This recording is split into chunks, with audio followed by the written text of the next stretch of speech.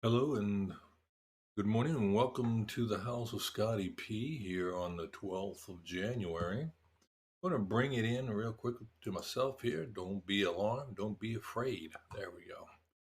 Well, I just wanted to continue with the reading of the Year Chronological Bible.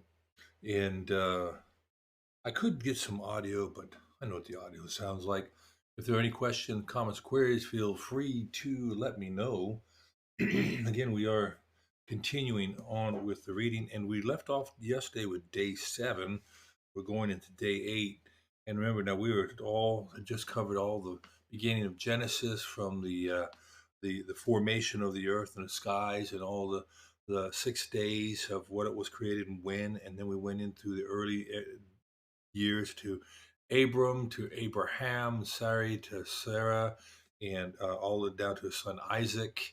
And now we are the January 8th, and we're reading about Abraham's descendants. Now, again, as we read into this, we also learn and know that there's a lot of repetition here, that you're going to see a lot of, or listen to a lot of the names. And, these names are not common names for me. They're not names I'm used to using, words used to using. However, I would say that it's important that I try to say them, but if they aren't exactly right, that should in no way diminish what is written.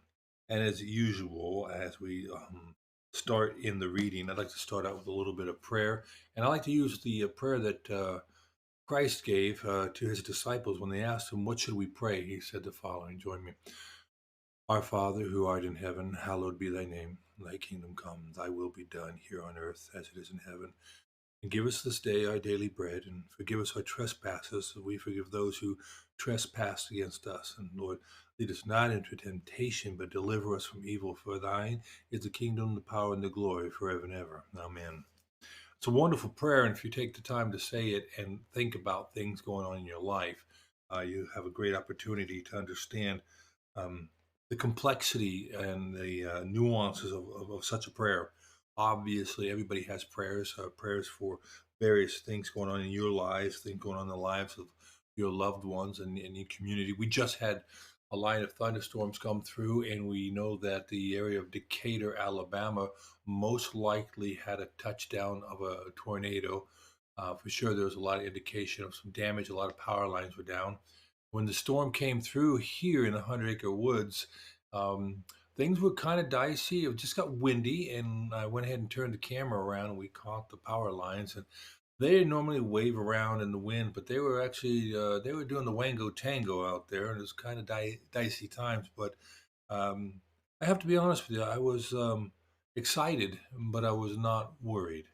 And this it came and it went, and it happens often. That's the whole thing with weather, right?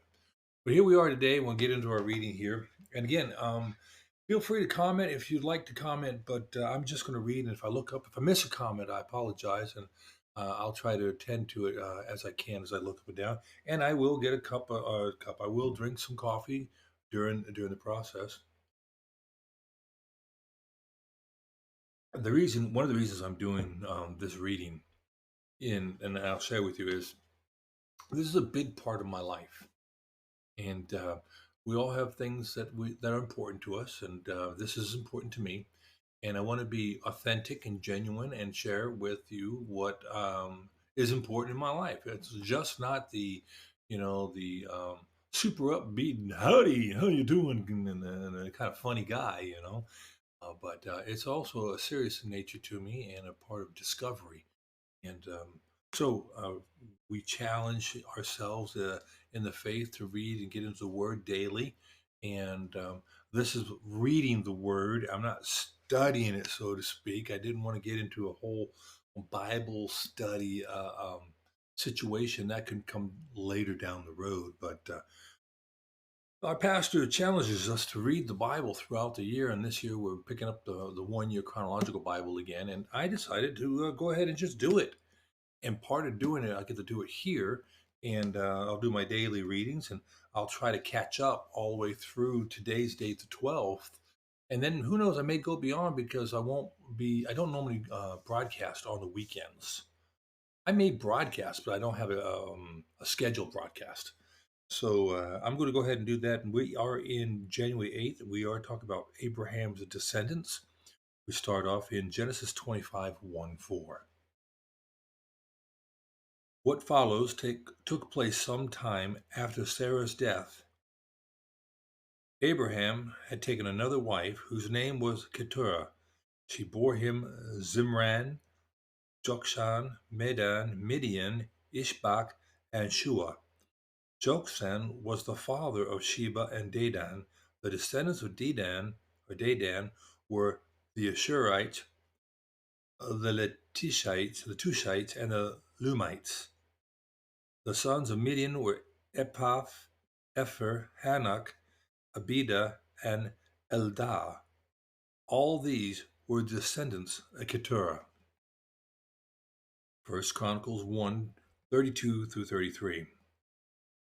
The sons born to Keturah, Abraham's concubine: Zimram, Jokshan, Medan, Midian, Ishbak, and Shua. The sons of Jokshan, Sheba, and Dedan. The sons of Midian, Ephah, Ephah, Epher, Anak, Abida, and Eldah. All of these were descendants of Keturah.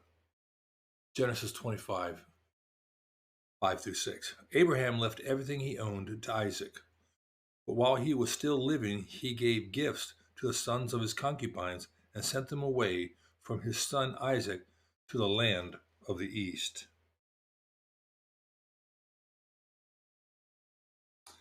No, we just always have something going on. That's okay. We'll now read about Ishmael's descendants, Genesis 25, 12 through 18. This is the account of the family line of Abraham's son Ishmael, whom Sarah's slave Hagar the Egyptian bore to Abraham. These are the names of the sons of Ishmael, listed in the order of their birth: Nebaioth, the firstborn of Ishmael; Kedar, Abbil, Mibsam, Mishama, Duma, Massa; Hadad, Tema, Jetur, Naphish, and Kedama. These were the sons of Ishmael, and these are the names of the 12 tribal rulers according to their settlements and camps. Ishmael lived 137 years. He breathed his last and died, and he was gathered to his people.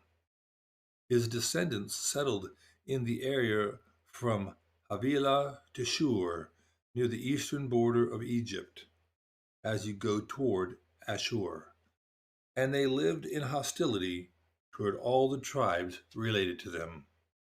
1 Chronicles 1:28 through 31. The sons of Abraham, Isaac, and Ishmael. These were their descendants: Nebaioth, the firstborn of Ishmael; Kedar, Adbil, Mibsam, Mishma, Duma, Massa, Hadad, Tema; Jetur, Naphish, and Kedema. These were the sons of Ishmael. Isaac's descendants, 1 Chronicles 1:34. Abraham was the father of Isaac, the son of Isaac, Esau, and Israel. The sons of Isaac, Esau, and Israel. The births of Jacob and Esau, Genesis 25:19 through 26, approximately 1840 BC. This is the account of the family line of Abraham's son, Isaac. Abraham became the father of Isaac, and Isaac was 40 years old when he married Rebekah, daughter of Bethuel and the Aramean from Padam Aram, and sister of Laban the Aramean. Isaac prayed to the Lord on behalf of his wife, because she was childless. The Lord answered his prayer, and his wife Rebekah became pregnant. The babies jostled with each other within her, and she said, "Why is this happening to me?" So she went to inquire of the Lord. The Lord said to her, "Two nations are in your womb, and two peoples from within you will be separated. One people will be stronger than the other, and the older will serve the younger." When the time came for her to give birth, there were twin boys in her womb. The first to come out was red, and his whole body was like a hairy garment. So they named him Esau. After this, his brother came out with his hand grasping Esau's heel. So he was named Jacob. Isaac was 60 years old when Rebekah gave birth to them. The death of Abraham, Genesis 25, 7 through 11, approximately 1825 BC.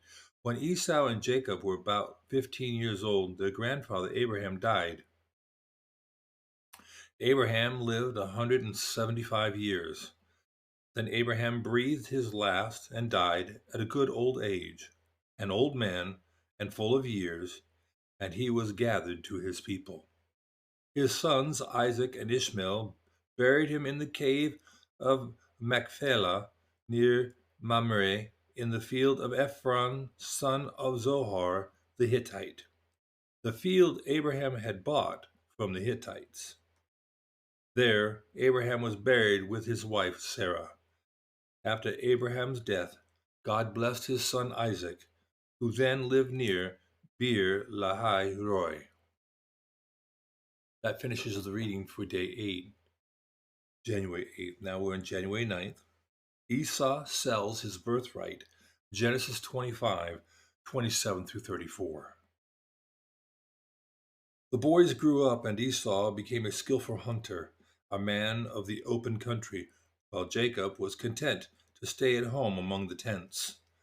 Isaac, who had a taste for wild game, loved Esau, but Rebekah loved Jacob.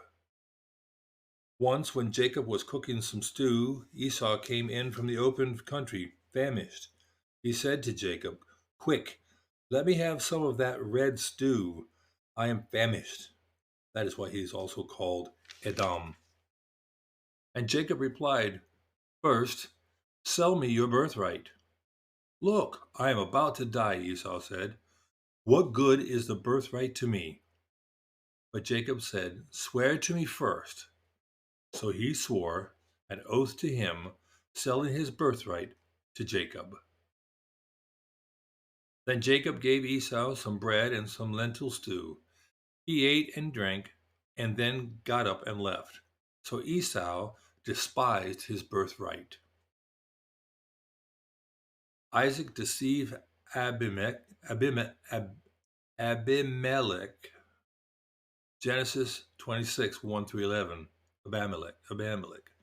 Now there was a famine in the land, besides the previous famine in Abraham's time. And Isaac went to Abimelech, king of the Philistines, in Gerar. The Lord appeared to Isaac and said, "Do not go down to Egypt. Live in the land where I tell you to live. Stay in this land for a while, and I will be with you and bless you. For you and your descendants I will give all these lands, and will confirm the oath I swore to your father Abraham. I will make your descendants as numerous as the stars in the sky, and will give them all these lands, and through your offspring all nations on earth will be blessed. Because Abraham obeyed me and did everything I required of him, keeping my commands, my decrees, and my instructions." So Isaac stayed in Gerar. When the men of that place asked him about his wife, he said, "She is my sister," because he was afraid to say she is my wife. He thought, "The men of this place might kill me on account of Rebekah, because she is beautiful." When Isaac had been there a long time, Abimelech, king of the Philistines, looked down from a window and saw Isaac caressing his wife Rebekah. So Abimelech summoned Isaac and said, "She is really your wife. Why did you say she is my sister?" And Isaac answered him, "Because I thought I might lose my life on account of her."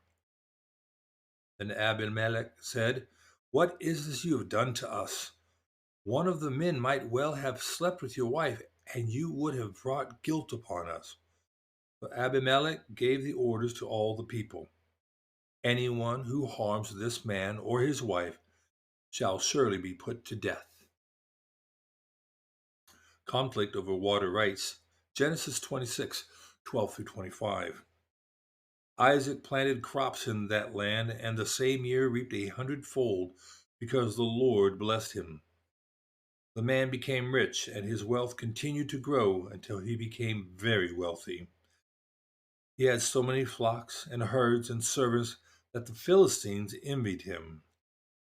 So all the wells that his father's servants had dug in the time of his father Abraham, the Philistines stopped up, filling them with earth. Then Abimelech said to Isaac, "Move away from us. You have become too powerful for us." So Isaac moved away from there and encamped in the valley of Gerar, where he settled.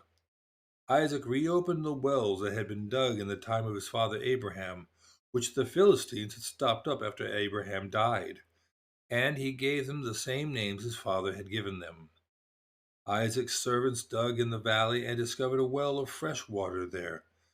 But the herders of Gerar quarreled with those of Isaac and said, "The water is ours." So he named the well Esek, because they disputed with him. Then they dug another well, but they quarreled over that one also, so he named it Sitnah. He moved on from there and dug another well, and no one quarreled over it. He named it Rehoboth, saying, "Now the Lord has given us room, and we will flourish in the land." From there he went to Beersheba. That night the Lord appeared to him and said, "I am the God of your father Abraham. Do not be afraid, for I am with you. I will bless you and will increase the number of your descendants for the sake of my servant Abraham." Isaac built an altar there and called on the name of the Lord. There he pitched his tent, and there his servants dug a well. A treaty with Abimelech, Genesis 26:26 through 35. Meanwhile, Abimelech had come to him from Gerar with Ahuzah, his personal advisor, and Phicol, the commander of his forces. Isaac asked them, "Why have you come to me? Since you were hostile to me, and sent me away." They answered, "We saw clearly that the Lord was with you. So we said, there ought to be a sworn agreement between us and you. Let us make a treaty with you, that you will do us no harm, just as we did not harm you, but always treated you well and sent you away peacefully. And now you are blessed by the Lord." Isaac then made a feast for them, and they ate and drank. Early the next morning the men were sworn an oath to each other. Then Isaac set them on their way, and they went away peacefully. That day Isaac's servants came and told him about the well they had dug. They said, "We have found water." He called it Sheba, and to this day the name of the town has been Beersheba. When Esau was 40 years old, he married Judith, daughter of Beri the Hittite, and also Basmeth, daughter of Elon the Hittite. They were a source of grief to Isaac and Rebekah. Jacob steals Esau's blessing, Genesis 27:1 through 40. When Isaac was old and his eyes were so weak that he could no longer see, he called for Esau, his older son, and said to him, "My son." "Here I am," he answered. Isaac said, "I am now an old man and don't know the day of my death. Now then, get your equipment, your quiver and bow, and go out to the open country and hunt some wild game for me. Prepare me the kind of tasty food I like and bring it to me to eat, so that I may give you my blessing before I die." Now Rebekah was listening as Isaac spoke to his son Esau.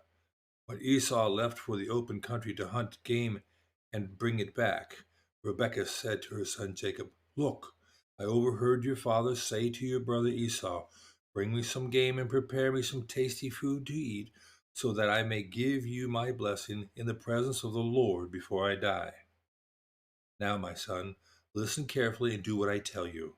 Go out to the flock and bring me 2 choice young goats, so I can prepare some tasty food for your father, just the way he likes it. Then take it to your father to eat, so that he may give you his blessing before he dies.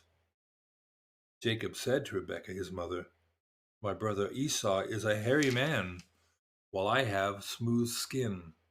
What if my father touches me?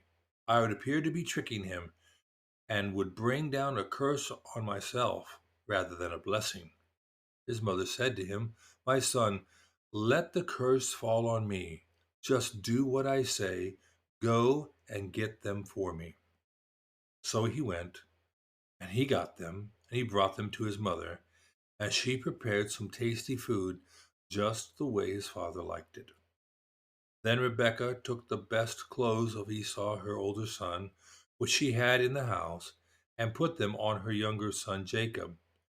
She also covered his hands and the smooth part of his neck with the goat skins. Then she handed her son Jacob the tasty food and the bread she had made. He went to his father and said, my father. Yes, my son, he answered. Who is it? Jacob said to his father, I am Esau, your firstborn. I have done as you told me. Please sit up and eat some of my game, so that you may give me your blessing. Isaac asked his son, how did you find it so quickly, my son? The Lord your God gave me success, he replied. Then Isaac said to Jacob, come near me so I can touch you, my son, to know whether you really are my son Esau or not. And Jacob went close to his father, Isaac, who touched him and said, the voice of Jacob, but the hands are the hands of Esau. He did not recognize him, for his hands were hairy like those of his brother Esau. So he proceeded to bless him. Are you really my son Esau? He asked. I am, he replied. Then he said, my son, bring me some of your game to eat, so that I may give you my blessing. Jacob brought it to him, and he ate, and he brought him some wine, and he drank. Then his father Isaac said to him, come here, my son, and kiss me. So when he went to him and kissed him, so then he went to him and kissed him. When Isaac caught the smell of the clothes, he blessed him and said, ah, the smell of my son is like the smell of a field that the Lord has blessed. May God give you heaven's dew and earth's riches, an abundance of grain and new wine. May nations serve you and people bow down to you. Be Lord over your brothers, and may the sons of your mothers bow down to you. May those who curse you be cursed, and those who bless you be blessed. After Isaac finished blessing him, and Jacob had scarcely left his father's presence, his brother Esau came in from hunting. He too prepared some tasty food and brought it to his father. Then he said to him, my father, please sit up and eat some of my game, so that you may give me your blessing. His father Isaac asked, who are you? I am your son, he answered, your firstborn, Esau. Isaac trembled violently and said, who was it then that hunted game and brought it to me? I ate it just before you came, and I blessed him, and indeed he will be blessed. When Esau heard his father's words, he burst out with a loud and bitter cry and said to his father, bless me, me too, my father. But he said, your brother came deceitfully and took your blessing. Esau said, isn't he rightly named Jacob? This is the second time he has taken advantage of me. He took my birthright, and now he's taken my blessing. And then he asked, haven't you reserved any blessing for me? And Isaac answered Esau, I have made him lord over you, and have made all his relatives his servants, and I have sustained him with grain and new wine. So what can I possibly do for you, my son? Esau said to his father, "Do you have only one blessing, my father? Bless me too, my father." Then Esau wept aloud. His father Isaac answered him, "Your dwelling will be away from the earth's richness, away from the dew of heaven above. You will live by the sword, and you will serve your brother. But when you grow restless, you will throw his yoke from off your neck." Jacob flees to Padan Aram, Genesis 27:41 through 28:5, approximately 1763 BC. Esau held a grudge against Jacob because of the blessing his father had given him. He said to himself, "The days of mourning for my brother are near. Then the days of mourning for my father are near. Then I will kill my brother Jacob."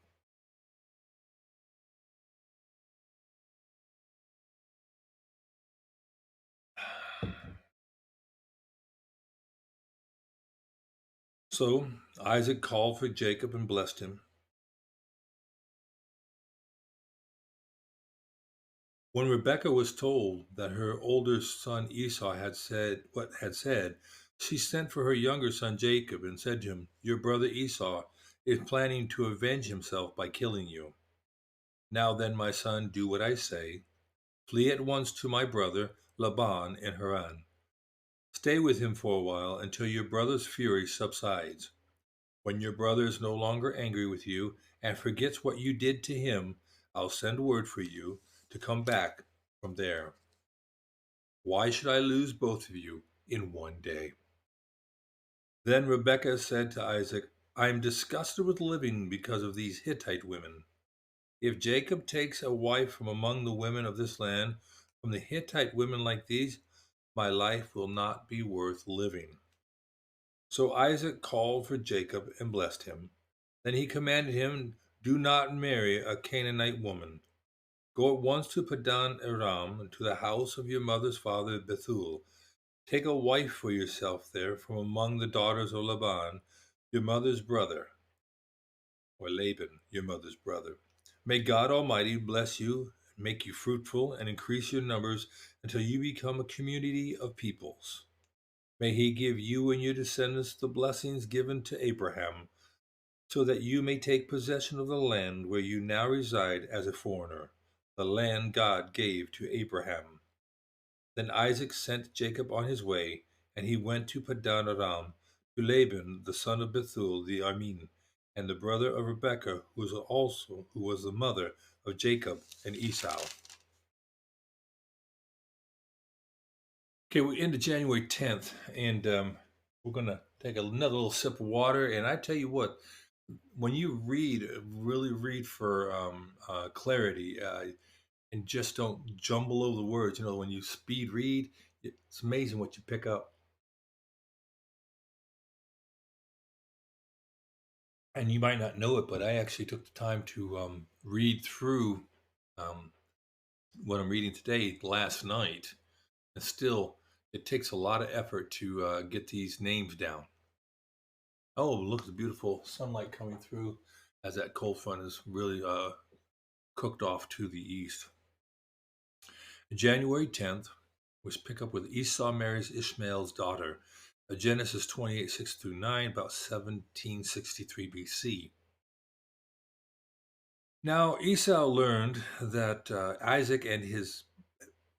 We'll start again. Now Esau learned that Isaac had blessed Jacob and had sent him to Padan Aram to take a wife from there, and that when he blessed him, he commanded him, "Do not marry a Canaanite woman," and that Jacob had obeyed his father and mother and had gone to Padan Aram. Esau then realized how displeasing the Canaanite women were to his father Isaac.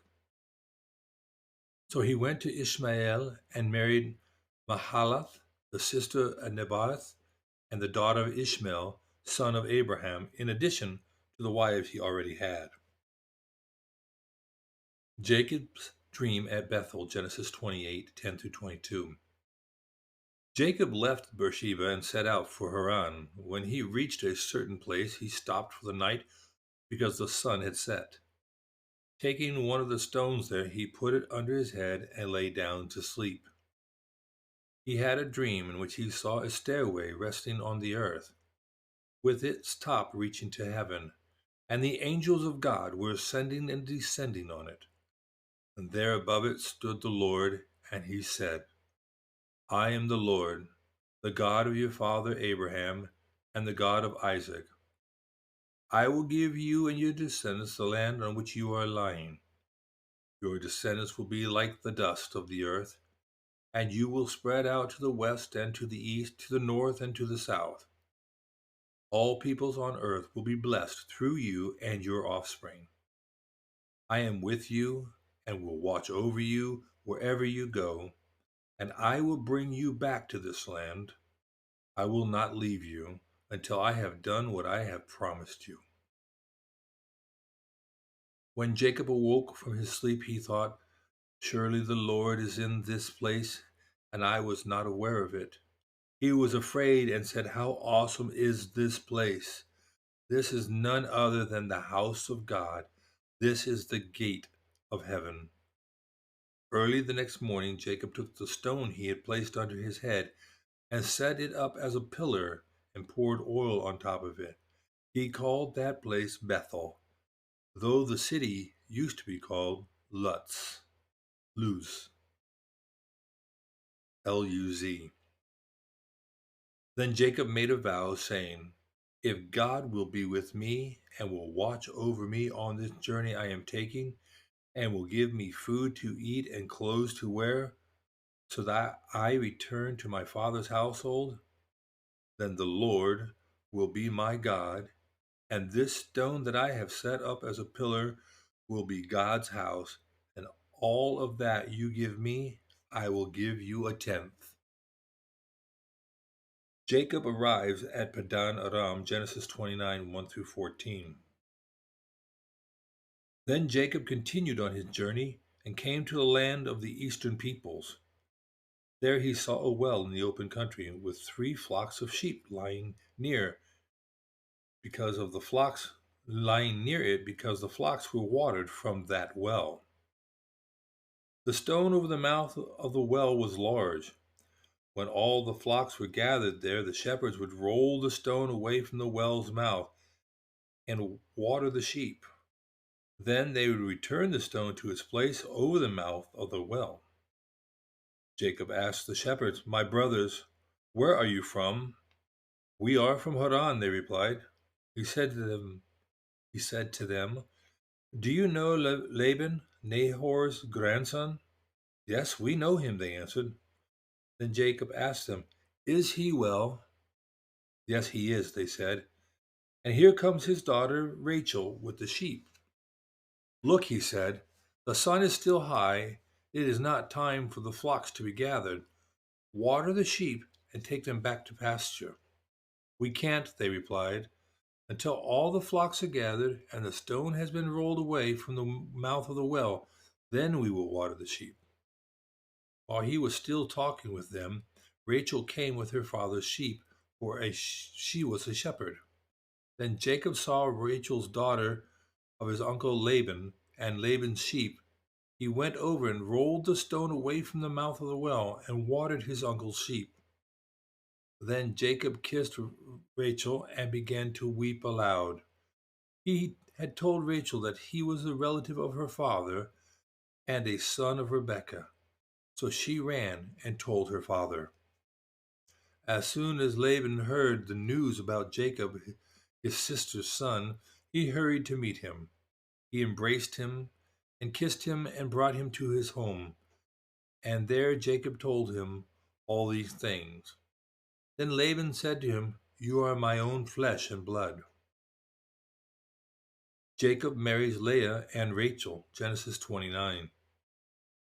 After Jacob had stayed with him for a whole month, Laban said to him, just because you are a relative of mine, should you work for me for nothing?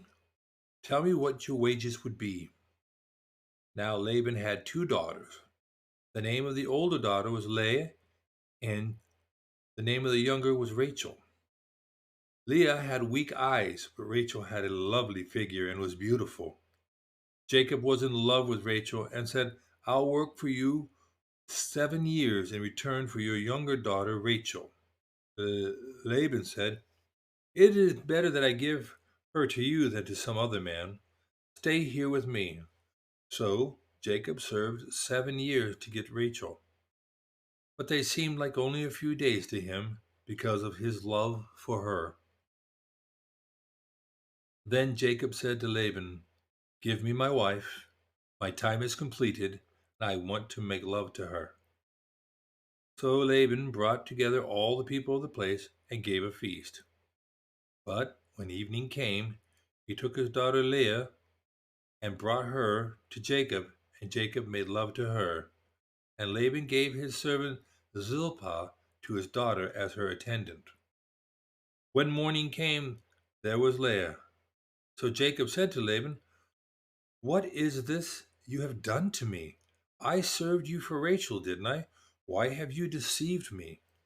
Laban replied, It is not our custom here to give the younger daughter in marriage before the older one. Finish this daughter's bridal week. Then we will give you the younger one also in return for another 7 years of work. And Jacob did so. He finished the week with Leah, and then Laban gave him his daughter Rachel to be his wife. Laban gave his servant Bilhah to his daughter Rachel as her attendant. Jacob made love to Rachel also, and his love for Rachel was greater than his love for Leah. And he worked for Laban another 7 years. Jacob's many children, Genesis 29:31 through 24. When the Lord saw that Leah was not loved, he enabled her to conceive, but Rachel remained childless. Leah became pregnant and gave birth to a son. She named him Reuben, for she said, It is because the Lord has seen my misery. Surely my husband will love me now. She conceived again, and when she gave birth to a son, she said, Because the Lord heard that I am not loved, he gave me this one too. So she named him Simeon. Again she conceived, and when she gave birth to a son, she said, Now at last my husband will become attached to me, because I have borne him 3 sons. So he was named Levi. So she conceived again, and when she gave birth to a son, she said, This time I will praise the Lord. So she named him Judah. Then she stopped having children. When Rachel saw that she was not bearing Jacob any children, she became jealous of her sister. So she said to Jacob, Give me children, or I'll die. Jacob became angry with her and said, Am I in the place of God? Who has kept you from having who has kept you from having children? Then she said, Here is Bilhah my servant. Sleep with her so that she can bear children for me, and I too can build a family through her. So she gave him her servant Bilhah as a wife, and Jacob slept with her, and she became pregnant and bore him a son. Then Rachel said, God has vindicated me. He has listened to my plea and given me a son. Because of this, she named him Dan. Rachel's servant Bilhah conceived again and bore Jacob a second son. Then Rachel said, I have had a great struggle with my sister, and I have won. So she named him Naphtali. Naphtali. When Leah saw that she had stopped having children, she took her servant Zilpah and gave her to Jacob as a wife. Leah's servant Zilpah bore Jacob a son, and then Leah said, What good fortune! So she named him Gad. Leah's servant Zilpah bore Jacob a second son. Then Leah said, How happy am I! The women will call me happy. So she named him Asher.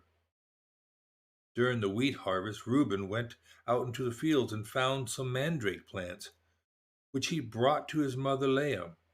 Rachel said to Leah, Please give me some of your son's mandrakes.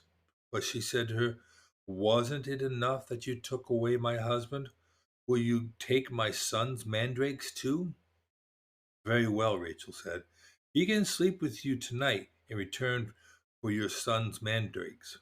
So when Jacob came in from the field that evening, Leah went out to meet him. You must sleep with me, she said. I've hired you with my son's mandrakes. So he slept with her that night. God listened to Leah, and she became pregnant and bore Jacob a fifth son. Then Leah said, God has rewarded me for giving my servant to my husband.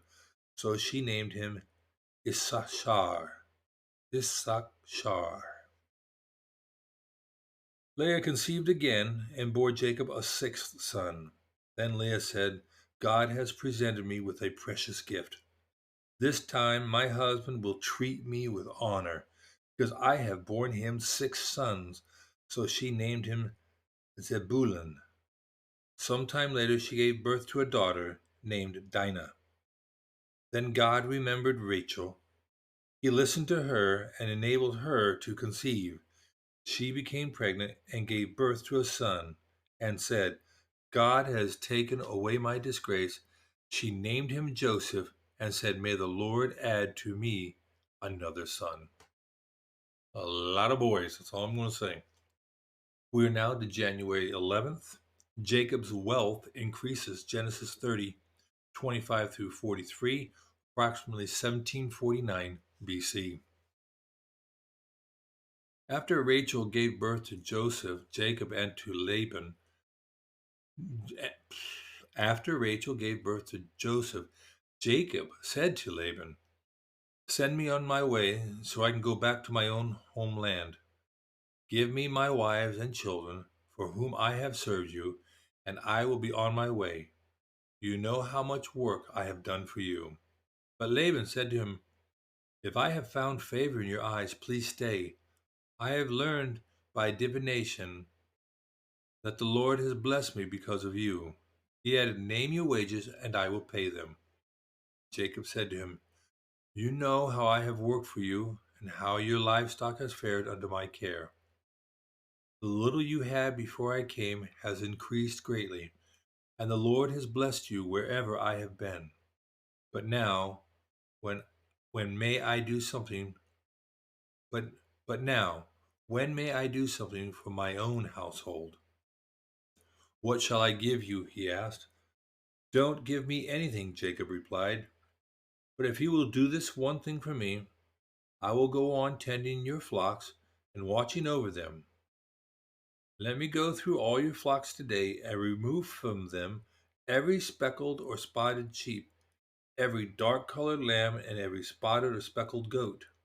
They will be my wages, and my honesty will testify for me in the future.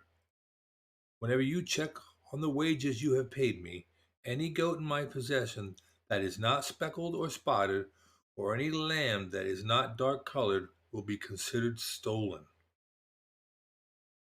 Agreed, said Laban. Let it be as you have said.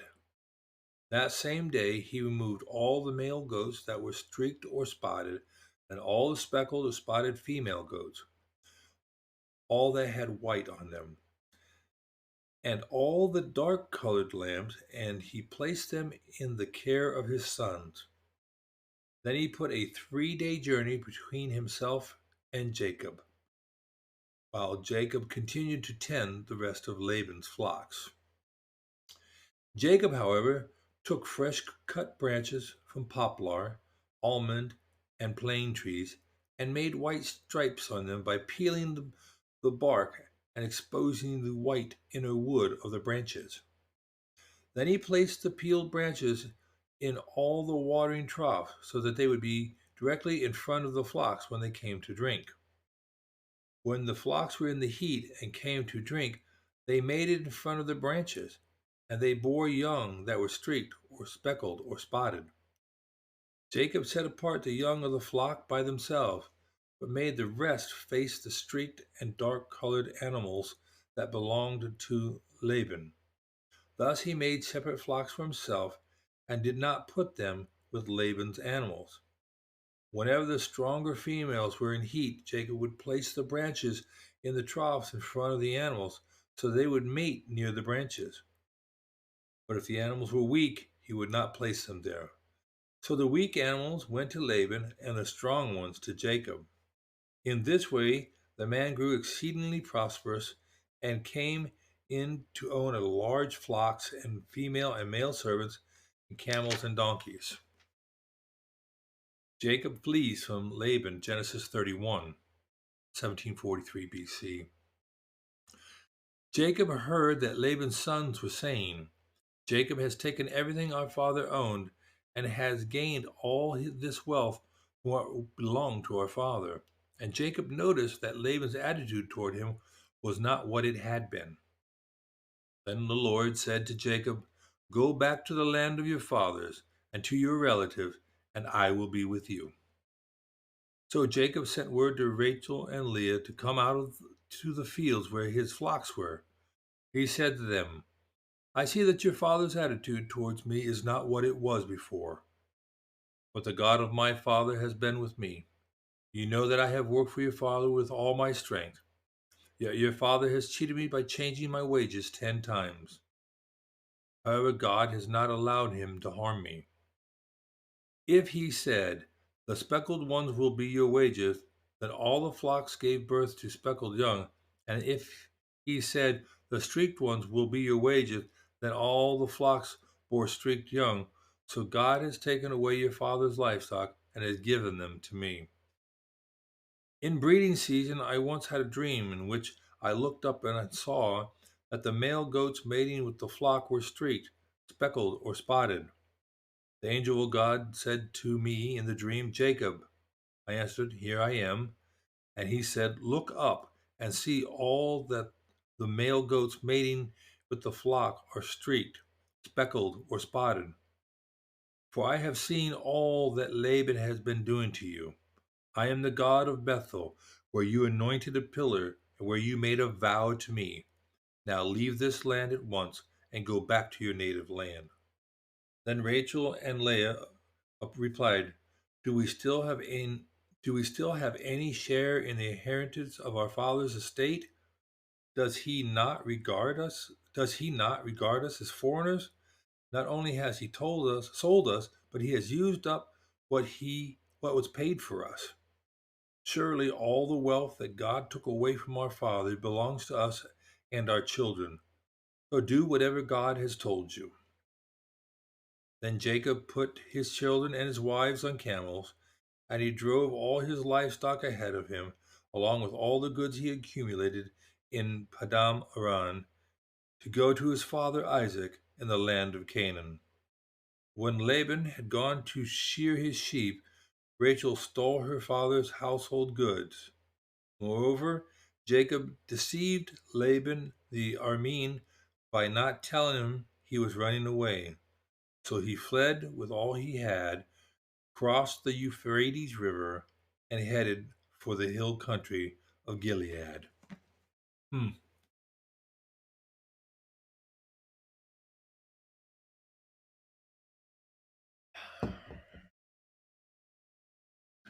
Laban pursues Jacob. On the third day, Jacob was told that Laban had fled. Taking his relatives with him, he pursued Jacob for 7 days and caught up with him in the hill country of Gilead. Then God came to Laban the Aramean in a dream at night and said to him, Be careful not to say anything to Jacob, either good or bad. Jacob had pitched his tent in the hill country of Gilead when Laban overtook him, and Laban and his relatives camped there too. Then Laban said to Jacob, What have you done? You deceived me, and you carried off my daughters like captives in war. Why did you run off secretly and deceive me? Why didn't you tell me so I could send you away with joy and singing to the music of timbrels and harps? You didn't even let me kiss my grandchildren and my daughters goodbye. You have done a foolish thing. I have the power to harm you, but last night the God of your father said to me, Be careful not to say anything to Jacob, either good or bad. Now you have gone off because you long to return to your father's household. But why did you steal my gods?" Jacob answered Laban, "I was afraid, because I thought you would take your daughters away from me by force. But if you will find anyone who has your gods, that person shall not live. In the presence of our relatives, see for yourself whether there is anything of yours here with me, and if so, take it." Now Jacob did not know that Rachel had stolen the gods. So Laban went to Jacob's tent, and into Leah's tent, and into the tent of the two female servants, but he found nothing.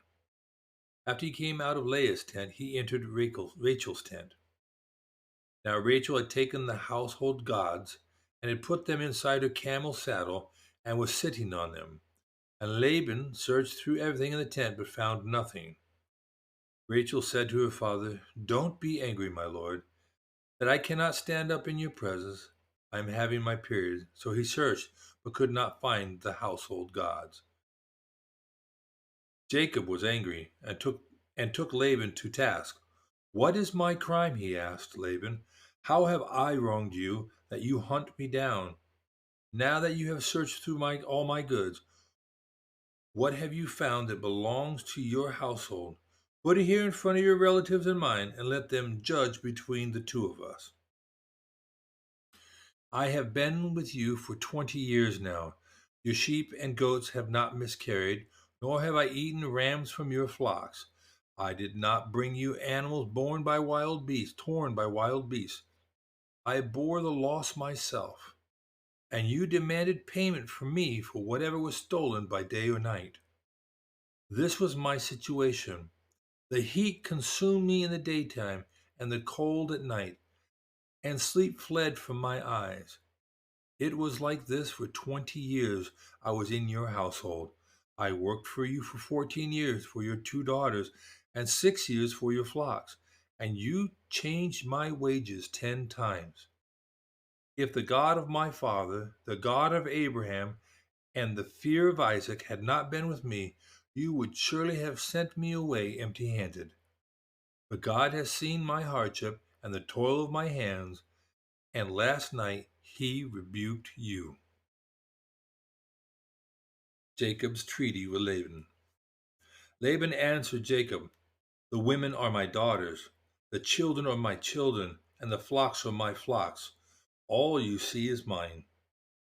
Yet what can I do today about these daughters of mine, or about the children they have borne? Come now, let us make a covenant, you and I, and let it serve as a witness between us." So Jacob took a stone and set it up as a pillar.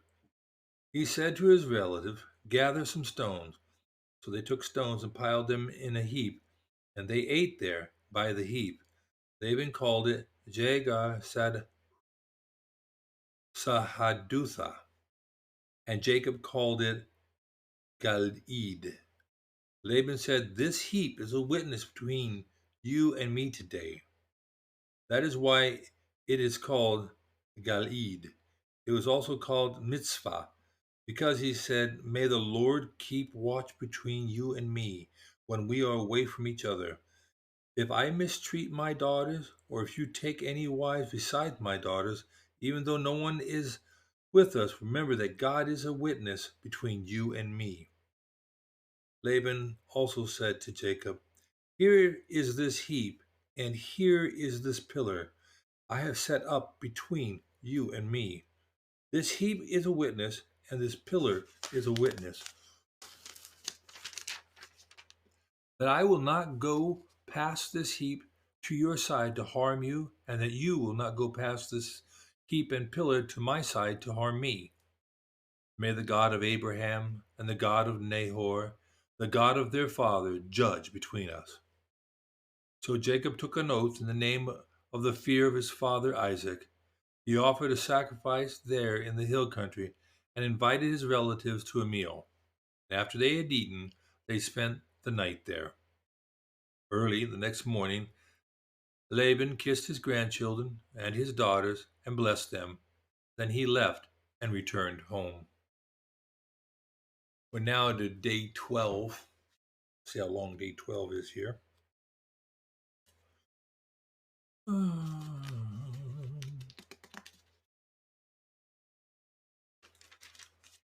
One, two solid pages, day 12. We've been on for 55 minutes. We'll finish with day 12.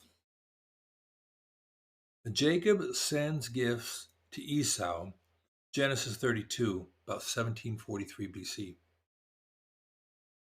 Jacob also went on his way, and the angels of God met him.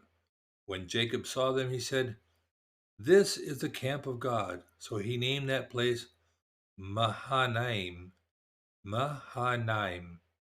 Jacob sent messengers ahead of him to his brother Esau in the land of Seir, to the country of Edom, and he instructed them, "This is what you are to say to my lord Esau.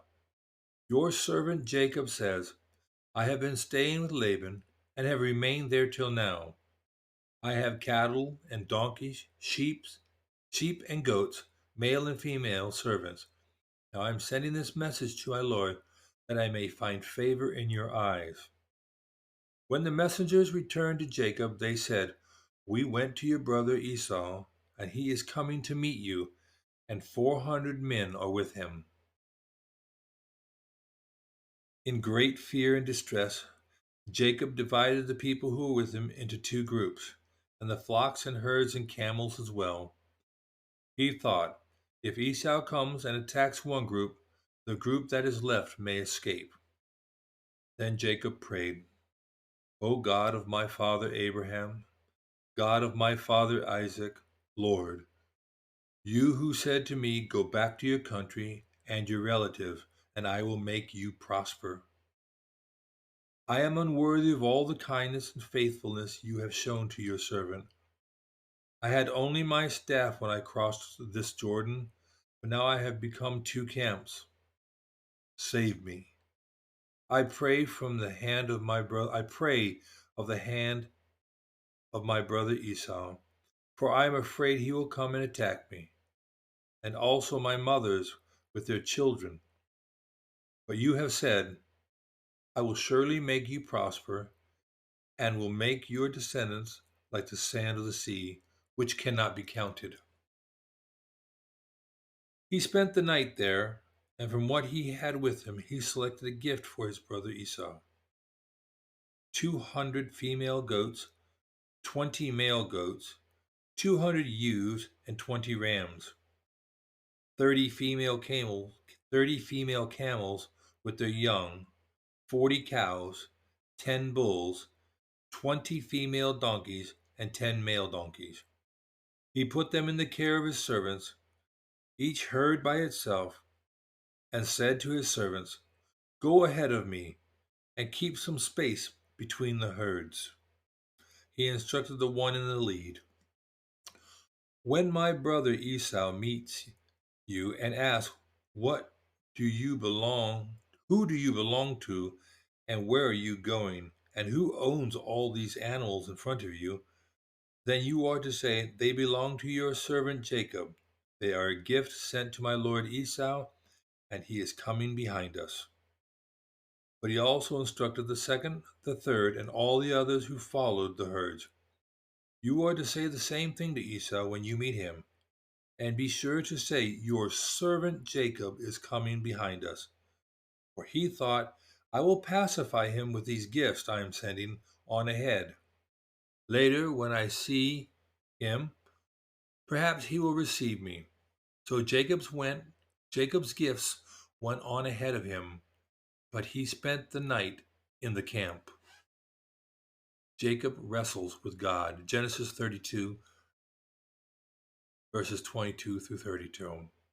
That night, Jacob got up and took his two wives, his two female servants, and his 11 sons, and crossed the ford at Jabbok. After he had sent them across the stream, he sent over all his possessions. So Jacob was left alone, and a man wrestled with him till daybreak. When the man saw that he could not overpower him, he touched the socket of Jacob's hip, so that his hip was wrenched, and he wrestled with the man. And then the man said, "Let me go, for it is daybreak." But Jacob replied, I will not let you go unless you bless me. The man asked him, What is your name? Jacob, he answered. Then the man said, Your name will no longer be Jacob, but Israel, because you have struggled with God and with humans and have overcome. And Jacob said, Please tell me your name. But he replied, Why do you ask my name? And he blessed him there. So Jacob called the place Peniel, saying, It is because I saw God face to face, and yet my life was spared. The sun rose above him as he passed Peniel, and he was limping because of his hip. Therefore, to this day, the Israelites do not eat the tendon attached to the socket of the hip, because the socket of Jacob's hip was touched near the tendon. Jacob and Esau make peace. Genesis 33, 1 through 20. Jacob looked up Jacob looked up, and there was Esau, coming with his 400 men. So he divided the children among Leah and Rachel, and the two female servants, and he put the female servants and their children in front, Leah and her children next, and Rachel and Joseph in the rear. He himself went on ahead and bowed down to the ground 7 times as he approached his brother. But Esau ran to meet Jacob and embraced him. He threw his arms around his neck and kissed him, and they wept. Then Esau looked up and saw the women and the children. Who are these with you? He asked. And Jacob answered, They are the children God has graciously given your servant. Then the female servants and their children approached and bowed down. Next, Leah and her children came and bowed down.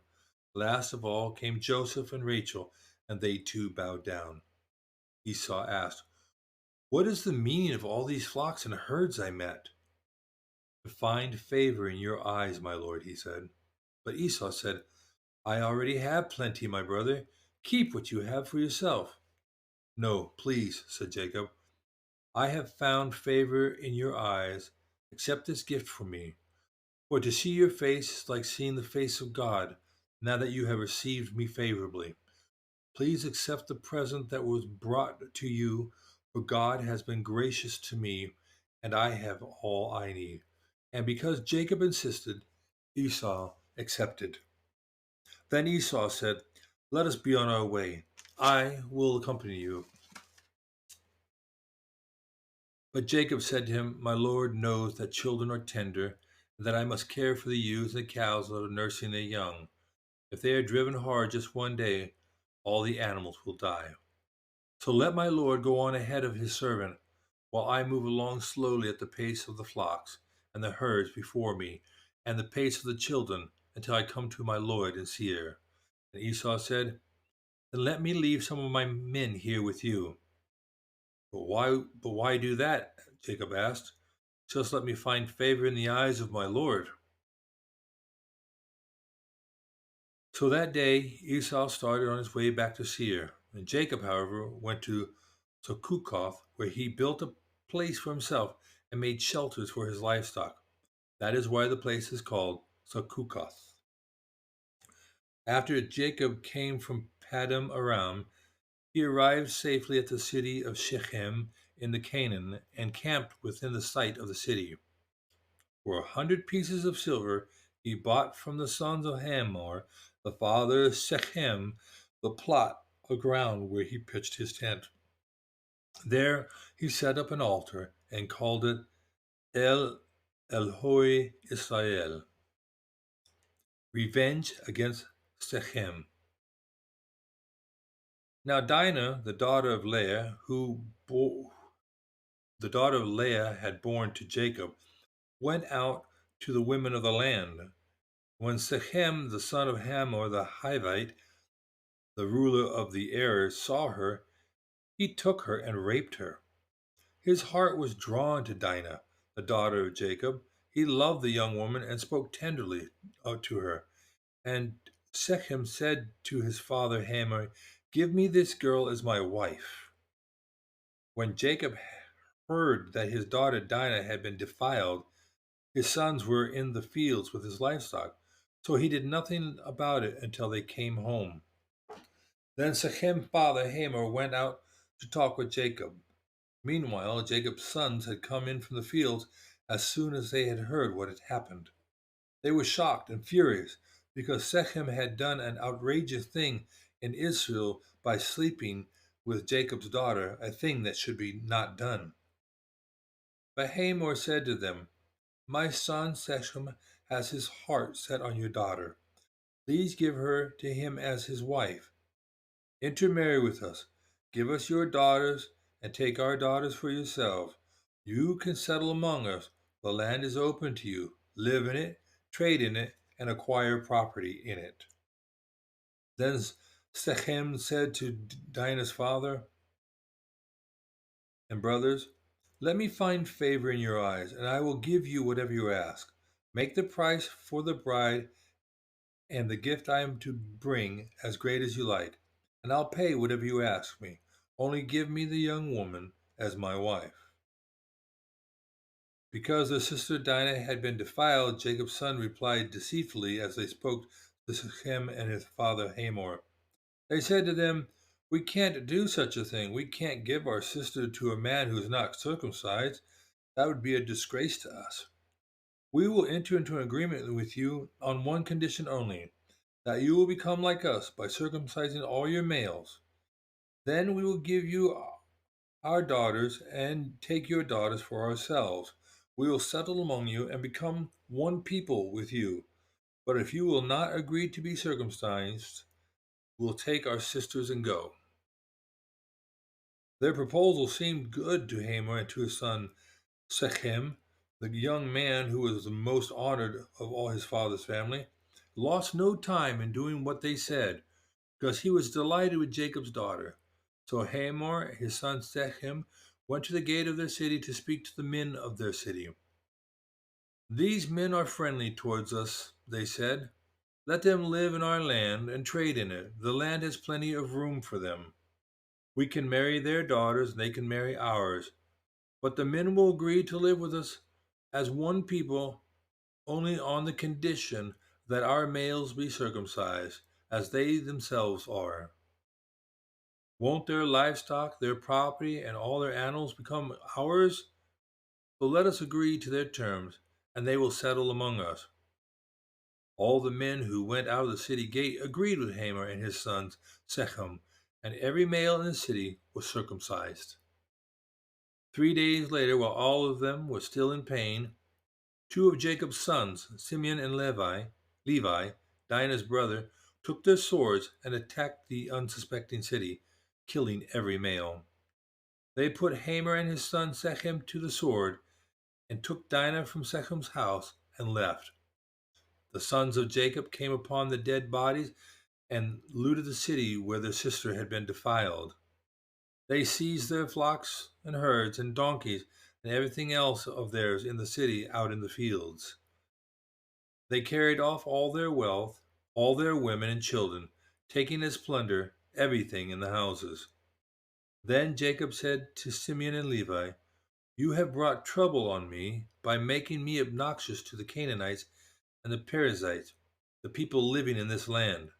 We are few in number, and if they join forces against me and attack me, I and my household shall be destroyed."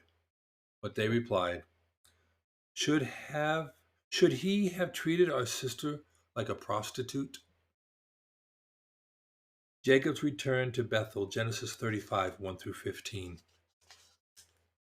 Then God said to Jacob, "Go up to Bethel, settle there, and build an altar there to God, who appeared to you when you were fleeing from your brother Esau." So Jacob said to his household, to all who were with him, "Get rid of the foreign gods you have with you, and purify yourselves, and change your clothes.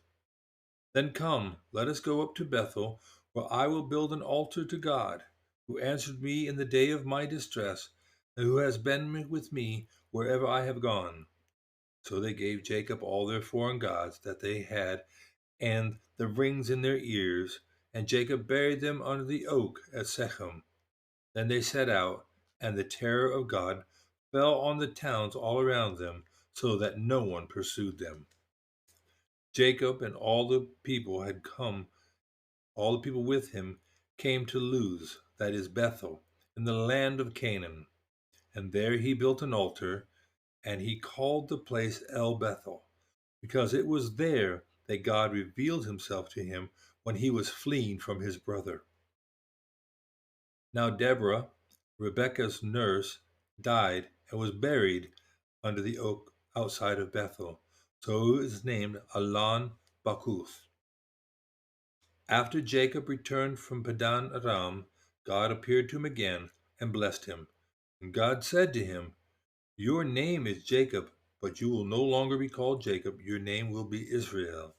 So he named him Israel. And God said to him, "I am God Almighty. Be fruitful and increase in number. A nation and a community of nations will come from you, and kings will be among your descendants. The land I gave to Abraham and Isaac I also give to you, and I will give this land to your descendants after you." Then God went up from him at the place where he had talked with him. Jacob set up a stone pillar at that place where God had talked to him, and he poured out a drink offering in it. He also poured oil on it, and Jacob called the place where God had talked with him Bethel. The death of Rachel, Genesis 35. Then they moved on from Bethel, and while they were still some distance from Ephrath, Rachel began to give birth and had great difficulty. And as she was having great difficulty in childbirth, the midwife said to her, "Don't despair, for you have another son." And as she breathed her last, for she was dying, she named her son Ben-Oni, but his father named him Benjamin. So Rachel died and was buried on the way to Ephrath, that is Bethlehem. Over her tomb Jacob set a pillar, and to this day that pillar marks Rachel's tomb. Israel moved on again and pitched his tent beyond Migdal Eder. While Israel was living in that region, Reuben went in and slept with his father's concubine, Bilhah, and Israel heard of it. Jacob had 12 sons, the sons of Leah, Reuben, the firstborn of Jacob, Simeon, Levi, Judah, Issachar, and Zebulun. The sons of Rachel, Joseph and Benjamin. The son of Rachel's servants, Bilhah, Dan, and Naphtali.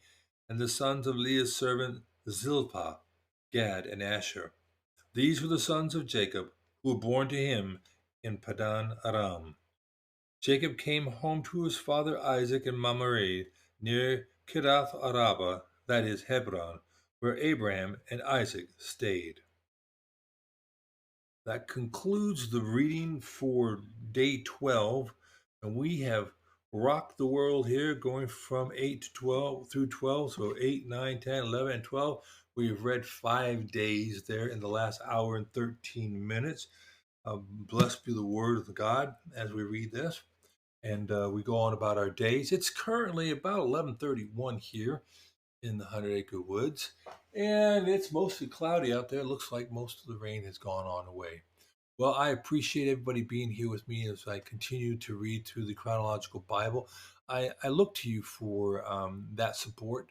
This is a large undertaking, to say the least, to read the entire Bible. And we'll have to think about how we want to go forward now that we've caught up. Do I want to do a 1 day, 20-minute reading, or do I want to just press on and try to do like an hour a day? I think I'm going to try to do an hour a day. And if we get through the Bible by April, then we get through the Bible by April. But I don't normally broadcast or do any streaming here on Saturday and Sunday. So we'll make up for those 2 days by spreading it out over the week. But here we are again, the 12th. We have read through the 12th day, so we are caught up. I thank you for joining me here today, and I trust and pray that you will be blessed by it. And again, peace, prayers, and blessings to all of you as you go about your day. Thank you for joining